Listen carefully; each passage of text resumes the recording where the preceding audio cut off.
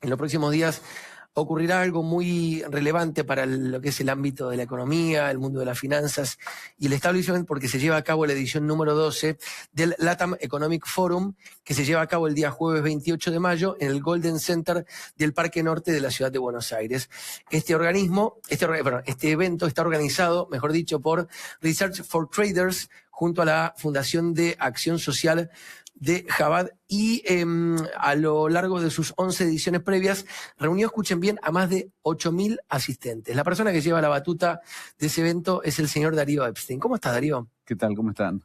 ¿Qué tal? Buenas noches. Ahora vamos a hablar de eso, pero llegaste en un momento súper picante, de la economía del país y de la mesa. Bueno, no sé qué estaban hablando porque estuve ahí atrás de cámara, pero es un momento bueno. Acabamos de tener los números de balanza comercial, salió espectacular, 2.700 millones de dólares, positiva, récord de exportaciones, importaciones bajando, o sea que justo es un día bueno para hablar de economía.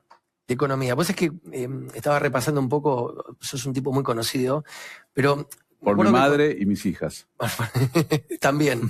Pero digo esto porque en 2023, cuando empezamos a seguir mucho la campaña de Milei, que pasó de ser, viste, una oportunidad a ser una realidad, y fue como una especie de increyendo. No nos tenían fe en esa época, ¿eh? Me acuerdo que encontré una nota que había leído en ese momento, y la busqué y la encontré, de perfil, que decía: ¿quién es Darío Epstein? El hombre fuerte en economía de Javier Milei. Y la bajada dice: es uno de los nuevos miembros del Consejo de Asesores Económicos del candidato liberal libertario que ocuparía un rol clave. Fue funcionario menemista y es experto en cuestiones financieras.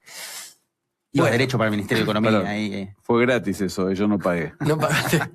Dicho esto, vos estamos hablando de esta nota de perfil, ya te digo, fue del mes de agosto de 2023.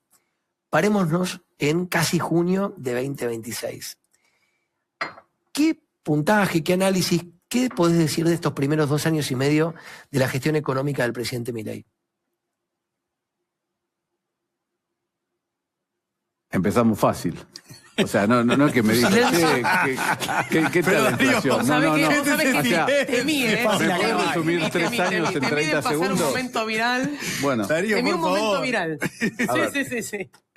Déjame entonces, la pregunta es demasiado amplia, déjame tratar de achicar el rango y focalizarme en algunos puntos. Sí. Si vos te remontás al 23, y yo vine a Infobae y fui a muchos canales, había algunos puntos que eran clave en la propuesta del presidente. Y te hago una aclaración. El presidente sabe muchísimo de economía. O sea, yo jamás fui un hombre fuerte de economía de él. O sea, él me decía a mí lo que veía por la economía. O sea, seamos honestos, mi especialidad es finanzas. Pero dicho eso, él siempre hizo mucho hincapié en la reducción del gasto público. Pero fanático con eso. Y siempre habló que iba a bajar 5 puntos el gasto público más el déficit cuasi fiscal, que básicamente eran las letras del Banco Central, que con eso se financiaba al Tesoro en ese momento. Y si vos mirás, lo primero que hizo es rápidamente pisar el gasto público, bajar el gasto público y transformar ese déficit que teníamos, que terminó con casi 5 puntos en la época de Alberto Fernández, porque se utilizó mucho dinero para las elecciones, lo llevó a 0. O sea, hay quien me discute que si en ese momento fue déficit o superávit primario o superávit fiscal, una discusión irrelevante porque bajó 5 puntos. Y cuando me juntaba en algún programa y yo le decía, mira, va a cortar la obra pública, va a cortar esto, va a cortar esto, me decían, imposible. Esto es Argentina, imposible. Lo hizo. Entonces, desde el punto de vista del equilibrio fiscal, que era una piedra fundamental en su propuesta, lo hizo. Hubo otro tipo de compromisos o de ideas, desde la dolarización hasta el cerrar el Banco Central, y acá me tomo una licencia que es la siguiente. Vos podés comprar una empresa, comprás una empresa, me tocó mucho tiempo trabajar en compra y venta de empresas. Vos podés hacer un due diligence, revisar todo lo que tenés. Contarle a la gente qué es eso. Due diligence. O sea, supongamos que él tiene una empresa, él es el dueño de Infobae. Y yo te digo, te quiero comprar Infobae, ¿cuánto vale? Y él me dice, vale 100 pesos. La respuesta correcta sería no tiene precio. Bueno, un buen vendedor me diría, no tiene precio. Entonces, pero bueno, su banco asesor le dice que vale 100 pesos, me dice 100 pesos. Entonces yo le digo, bueno, ¿pero está bien la empresa? Entonces, lo que hago es, un análisis, miro el balance, cuánto vende, cuánto tiene de gasto, si tiene obligaciones ocultas en el balance, si debe mucha plata de cargas sociales, si debe mucha plata. Y en ese marco digo, bueno, a ver, esta empresa puede generar tanta plata en un futuro, descuento eso que puede generar a una tasa X, 20% anual, lo comparo con otros pares y digo, bueno, este es mi precio, no es 100, es 82. Y te ofrezco 82. Y ahí empezamos a negociar. Cuando no puedo hacer eso, me venís a buscar vos y me decís, che, mirá, no soy Infobae, soy Foabae. Y estoy en problemas. Necesito que me compres ya. Ahí te compro a tranquera cerrada, no sé lo que hay adentro, pero te doy 2 monedas. Bueno, cuando Javier recibe El País, me parece a mí que los números que nosotros habíamos pensado es como recibir la empresa tranquera cerrada. No eran lo que parecía que eran. Había mucho compromiso de exportadores que tenían que comprar dólares que no estaban en el Banco Central. Había un montón de gastos pisados. Había anticipos de liquidaciones de exportaciones del agro. Entonces, cuando vos te encontrás con esa situación, tenés que empezar a manejar la coyuntura. Y yo creo que algunas promesas no se pudieron cumplir porque lo que se esperaba recibir no era lo que se recibió. Aunque supuestamente es tan transparente la contabilidad de un país, bueno, no fue lo que se recibió. Y me imagino que eso lo focalizó a él en 2 cosas. Estamos hablando que no es un diálogo que tengo con el presidente, es un diálogo de lo que yo estoy mirando como analista. Él se focalizó en la reducción del gasto público, que fue un esfuerzo extraordinario, y se focalizó en frenar la emisión monetaria y empezar a equilibrar lo que es la oferta de pesos con la demanda de pesos para bajar la inflación. Y creo que en los dos rubros los manejó muy bien. Y te querría agregar un punto, si me permitís. Dale. Lo que es reducción de gasto público, nos está mirando todo el mundo. Yo llegué este fin de semana, llegué después de estar 3 semanas afuera, y si vos mirás lo que pasa en el mundo, Estados Unidos tiene un enorme déficit fiscal. En Europa el déficit fiscal es enorme. Japón lo mismo. Estamos hablando de los países del G7. Uh-huh. Y no solamente tienen un enorme déficit, sino que tienen deudas enormes. Japón es el líder arriba del 250% sobre el PBI. Estados Unidos ya también picó en punta. Tiene casi 40 billones de dólares en deuda. Y Europa ni hablar. A eso sumale que cuando Trump dice no voy a financiar más a España, no voy a financiar más a los países de Europa en la OTAN, van a tener que aumentar su gasto para defenderse. Entonces lo que tenés es un mundo muy endeudado, con mucho déficit, y ese mundo está mirando qué pasa en Argentina, porque nosotros teníamos mucho déficit sin capacidad de endeudamiento. Ahora, Darío, vos trajiste una metáfora del mundo de la economía, que es el de la tranquera cerrada, ¿no? Sí, yo te traigo una metáfora del mundo de la ciencia política, que es el de la terapia intensiva. Digo, a mí me encanta mirar la política como una cuestión médica. No es un invento mío, es Anthony Giddens puro. Y yo me animo a decirte esto. Está bien, ok, había que hacer todo esto. El paciente está hecho pelota desde los tobillos hasta la cabeza. Y seguramente el tratamiento es doloroso. Duele que te entuben, duele que te acomoden de repente un hueso roto y sufrís muchísimo, duele que te operen una fractura expuesta, duele que te operen el cerebro, etc. Ahora, hay también una coyuntura, un horizonte temporal que se ponen los médicos para decir, che, de acá a la cura voy a tratar de curar lo más rápido posible, haciendo que el paciente tampoco se me muera de dolor. Porque si no, por más cura que le dé, se me va a morir. ¿Tenés una mirada desde tu rol? Sí, igual si te gustan los ejemplos médicos, yo me operé la rodilla, me operé meniscos. Fui a hablar con el médico y me dice, esto es una pavada. En 4 meses estás jugando de vuelta al tenis. Mentira. Y me dijo 4 meses, un médico, sabe un montón, era un top. Bueno, a los 8 meses yo le preguntaba, che, ¿ya pasaron los 4? O sea, a veces vos proyectás, tenés ideas, lo que te quiero decir es que no es, la ciencia médica no es exacta. Yo no digo que el presidente le tenga que mentir a la población de que ya va a estar todo bien mañana y no pase, digo, de tomar algunas medidas de cuidados paliativos, si querés, para que el paciente al que hay que curar soporte de manera correcta y con capacidad de umbral de... Es que es muy interesante lo que decís.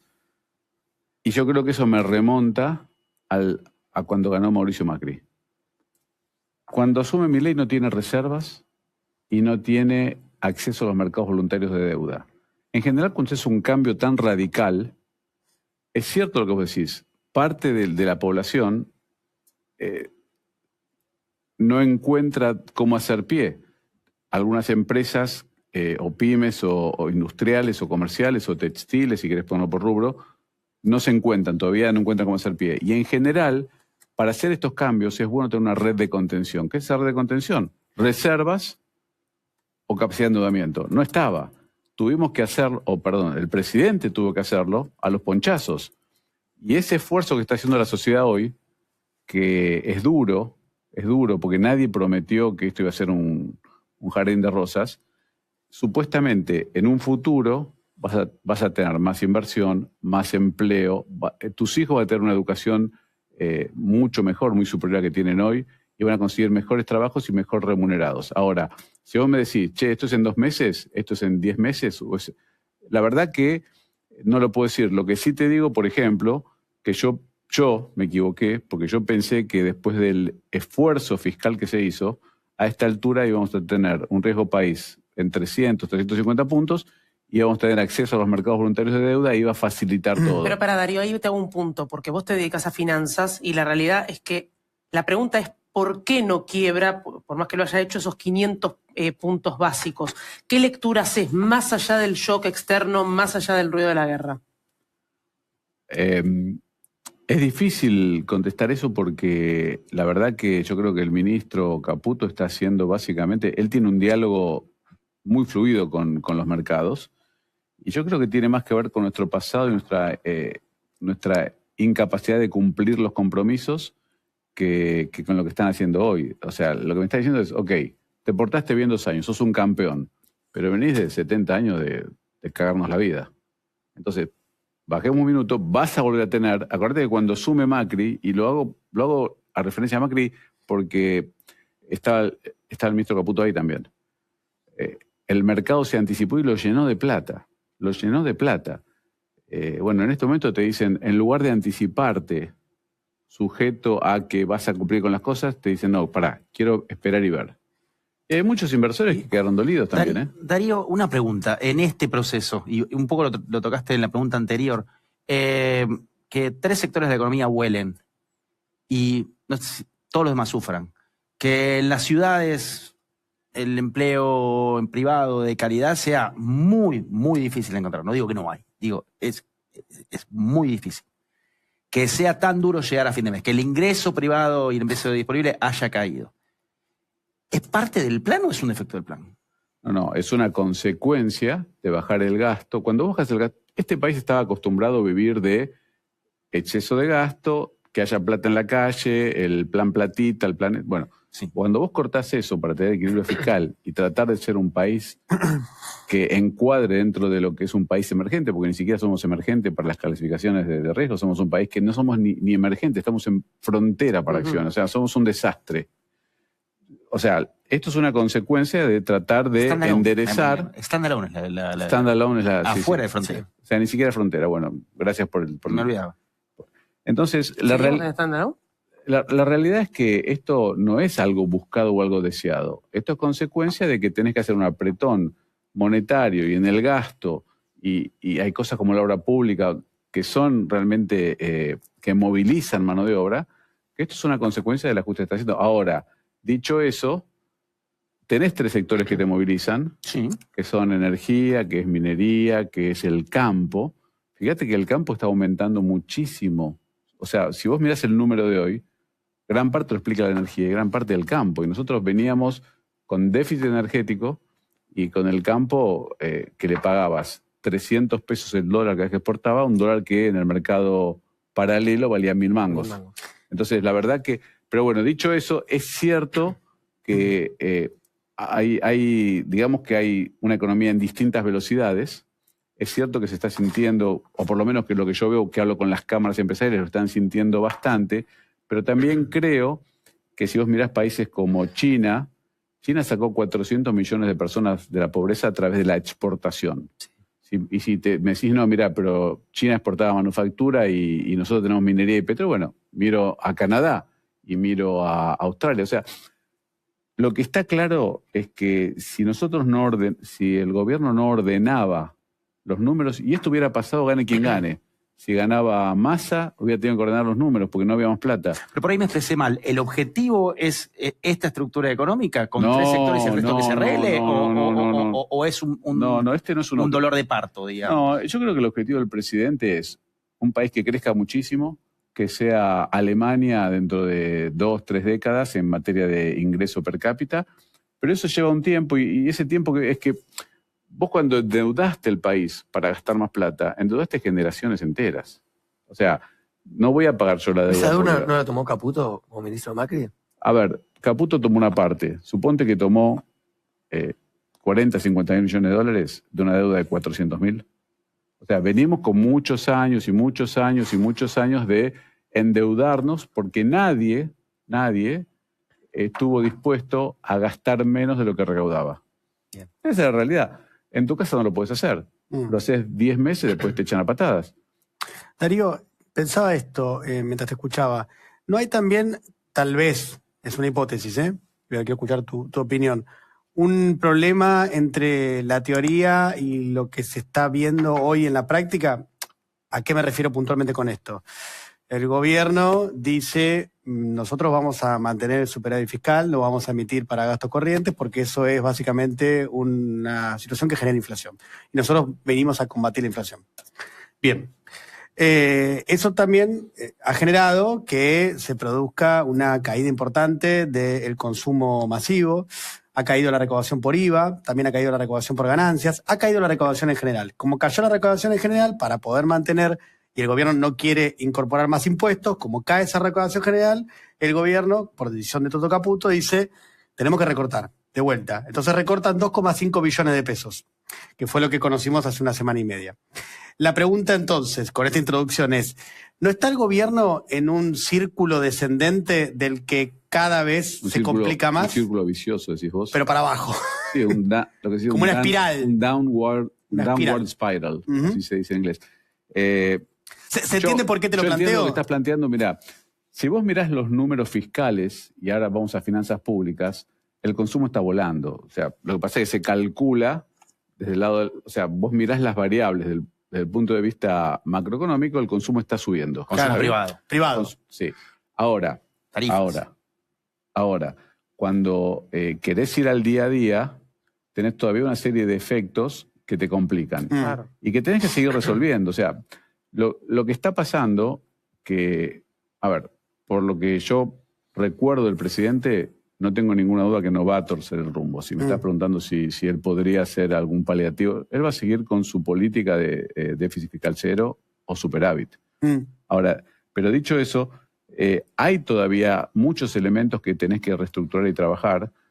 Por ejemplo, la tasa de interés. Yo estaba viendo el nivel de endeudamiento de la gente fue enorme y las tasas, el costo financiero total de un préstamo a consumo no baja del 100% y llega hasta el 500%. Qué locura. Eso te come una parte enorme del salario. Si vos pedís 1.000 pesos prestados, terminás pagando en un año 6.000. Entonces, si vos tenés que pagar 6.000 pesos, ¿cuánto te come de tu recibo de sueldo? Eso por un lado. Totalmente. Y por otro lado, creo que todavía está pendiente, y espero que lo puedan solucionar lo antes posible, una reforma fiscal.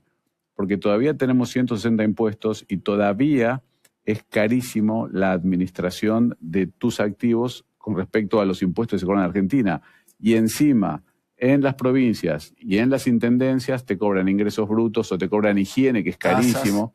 Tasas que no te dan nada a cambio. Entonces todavía tenés una reestructuración fiscal. Y si vos haces la reestructuración fiscal y cobrás lo que corresponde, tenés la contracara, que es la cantidad de trabajo en negro. Hoy, cuando vos pagás impuestos, estás pagando por dos. Por vos y por alguien que no paga. Claro. O sea, entonces, de vuelta, ese círculo que vos decís vicioso, la idea es que con las reformas adecuadas se transforme en un círculo virtuoso. Pero de vuelta, es la gente, porque... Es un tema de confianza, ¿no? No, la confianza en la economía es clave y las expectativas son claves. Y ahí está el tema que vos alguna vez me preguntaste de comunicación. Sí. Hay que comunicar hacia dónde vamos, hay que comunicar cuál es el horizonte. ¿Te qué gusta es cómo lo que- está comunicando el presidente? A mí- Honestamente. A ver, técnicamente a mí me gusta. ¿Pero A te mí- gusta este nivel de puteada, pelearse con todo el mundo? Lo que pasa es que yo no puedo juzgarlo. A ver, yo soy de otra generación que el presidente, creo. Entonces, a mí me hablas de pelearme, no es mi estilo. Entonces, por ahí me ¿Y pongo suma incómodo. a tus clientes, por ejemplo? ¿Qué te dicen de esta manera que tiene Milei de dirigirse al prójimo? No, lo que más escucho es, o lo que escucho en forma más frecuente es lo siguiente. Me dicen, no es el estilo nuestro, pero sin ese estilo no se metería en los quilombos que se mete para bajar el gasto, para Sí. pelearse con todo. O sea, las peleas que tenés que dar contra un montón de... A ver, yo agarro esta taza, está todo bien, es mi taza. Pero yo quiero ahorrar la de ella, porque ella no está haciendo nada y está tomando agua gratis. Y se lo está... Bueno, cuando yo me quiero meter con la taza de ella, ¿qué pasa? Ella va a saltar. Ujú. Va a decir, no, flaco, es mi taza. No, pará, pero esa taza, ¿pero qué haces para...? Entonces, cuando vos te tenés que meter con sectores empresariales, con sindicatos, una reforma laboral, tenés que meterte con la política, porque la política también tiene... Es más, Sí, digamos que todas las provincias tienen que también querer el mismo proyecto nacional, entonces ahí tenés un problema. bueno, como dice ella, entonces cuando vos tenés que pelearte con todos, Sí. y es difícil ser Saibaba. Bien. O sea, la veo difícil. Antes de irte, contanos de vuelta esta, digamos, 12ª edición del LATAM Economic Forum. El line-up es fuerte, va a estar el presidente, de hecho. Te aclaro que el presidente cierra el evento Sí. desde antes de ser presidente, desde antes de ser diputado. Pablo Quirno, Horacio Marín, Marcelo Midlin, Fabián Calle, Claudio Suchovicki y vos.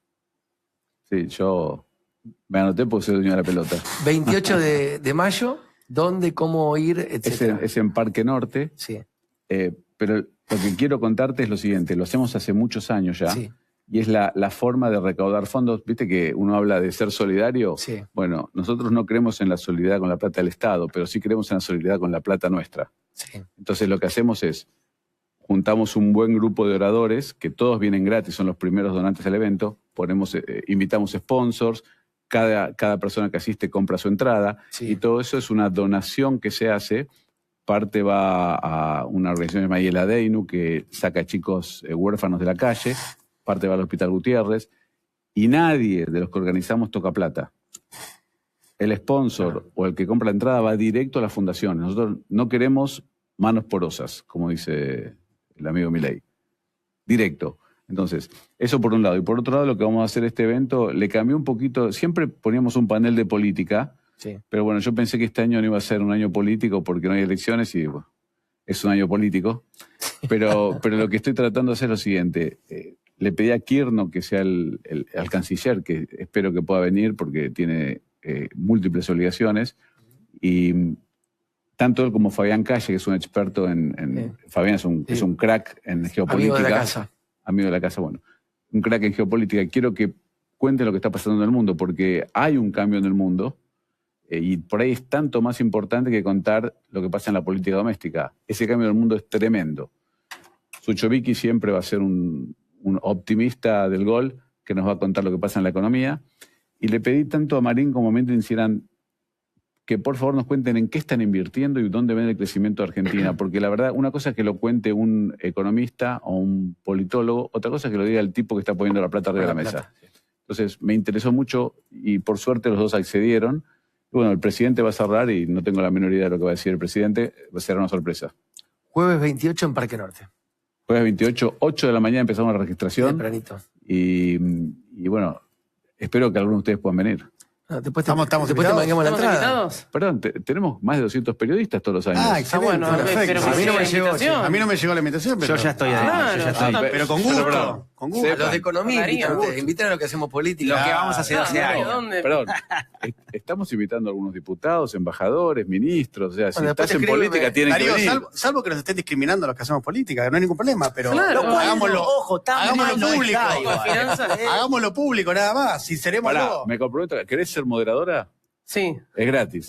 Sí, está bien. Listo. Pará, Ya déjame. tengo moderadora. Ahí está. Tengo moderadora. Mirá cómo te cachó, mirá cómo te cachó. Pará, Yo modero, el panel de Suchovicki arrancará a las 9:30. Sí, ¿de la mañana? Sí. Sí, estoy. Perdón. A eso de las 11, calculo yo, arrancarán Midlin y Marín. Sí, sí, estoy. Y después, bueno, moderarse al presidente. No, bueno, ahí ya me tengo que ir. Yo te lo modelo, Milei, Pará, todo lo ¿no querés quiera. que lo moderemos nosotros que tenemos buena onda con el Te lo modelo presidente? Milei, si querés. Bueno. Tenemos muy buena onda. ¿A que no? ¿A qué te dice que no? Perdón. Acá va una aclaración. Milei habla solo. Entonces, falta moderador en ese panel. Exacto, por eso yo me comprometo, por favor, ahora mismo, Perdón. listo, perfecto. Hay testigos, hay cámaras. Sí. Después Sos se la escribe, moderadora del estamos evento. ahí está, muy bien. ¿Eh? Gracias por venir. No, muchas gracias a ustedes. 7 de la tarde.